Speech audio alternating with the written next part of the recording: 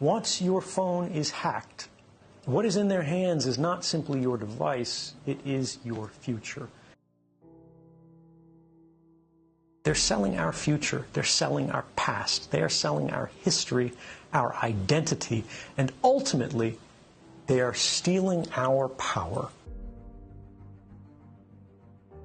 The screen may be off as it's sitting on your desk, but the device is talking all of the time. The question we have to ask is, who is it talking to?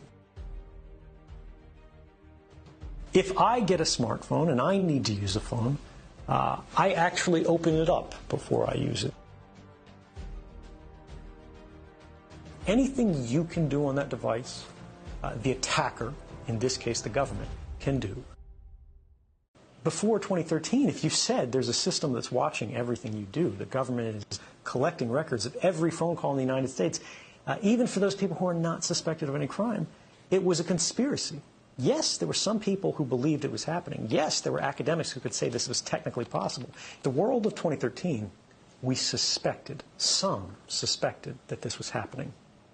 The world after 2013, we know that it's happening. The distance between speculation and fact is everything in a democracy. We have now had the first European regulations that are trying to limit the amount of data that can be collected secretly and used against populations broadly. And we have also seen the basic structure of the Internet itself change in response to this understanding that the network path that all of our communications cross, when you request a website, when you send a text message, when you read an email, for so long those communications have been electronically naked or unencrypted. Before 2013, more than half the world's internet communications were unencrypted. Now, far more than half are, measured by just web traffic from one of the world's leading browsers, the Google Chrome browser. The entire world has changed in the last few years. It hasn't gone far enough. The problems still exist. And in some ways, they've gotten worse. But we have made progress that would not have been possible if we didn't know what was going on. Hacking has increasingly become what governments consider a legitimate investigative tool. They use the same methods and techniques as criminal hackers. And what this means is they will try to remotely take over your device.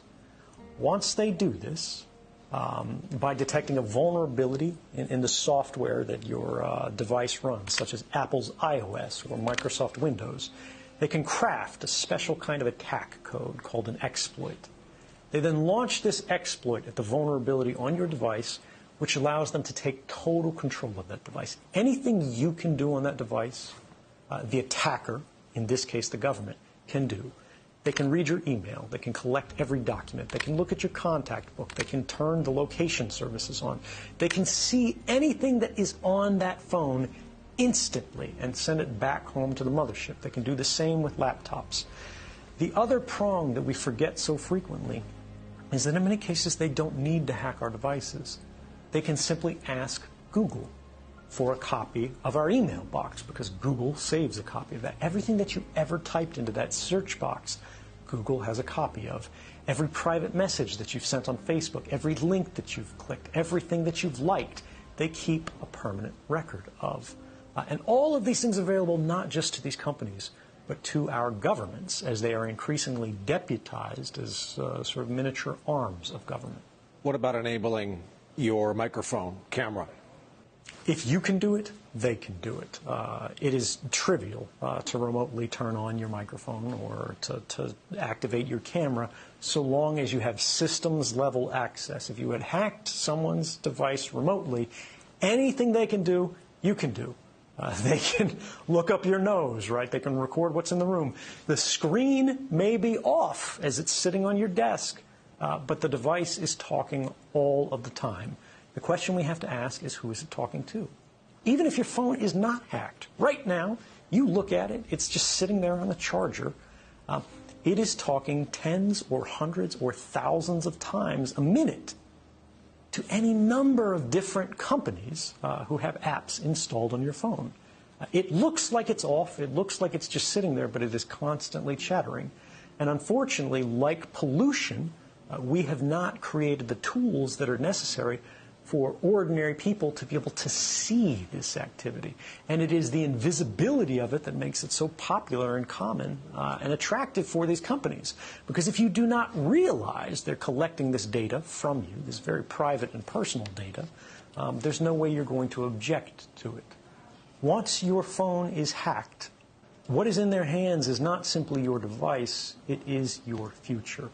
But we see how these same technologies are being applied to create what they call the social credit system.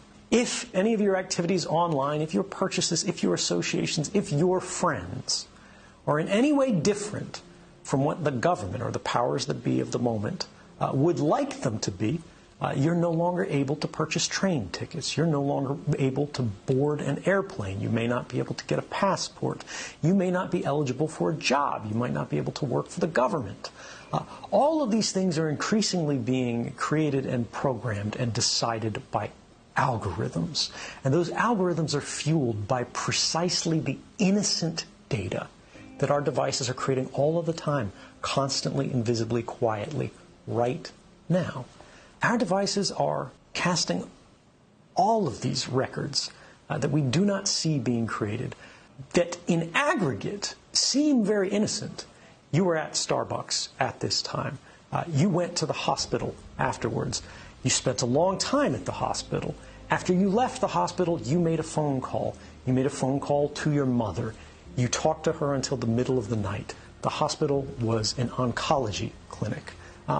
Even if you can't see the content of these communications, the activity records, what the government calls metadata, which they argue they do not need a warrant to collect, tells the whole story. And these activity records are being created and shared and collected and intercepted constantly by companies and governments. And ultimately it means as they sell these, as they trade these, as they make their businesses on the backs of these records, what they are selling is not information. What they are selling is us. They're selling our future. They're selling our past. They are selling our history, our identity, and ultimately, they are stealing our power and making our stories work for them. If I get a smartphone and I need to use a phone, I actually open it up before I use it. I perform a kind of surgery on it to physically desolder or sort of melt the metal connections that hold the microphone on the phone. And I physically take this off. I remove the camera for the phone, and then I close it back up. I seal it up. And then if I need to make a phone call, I will attach an external microphone on it. And this is just so if the phone is sitting there and I'm not making a call, it cannot hear me. Now, this is extreme. Most people do not need this. But for me, it's about being able to trust our technology.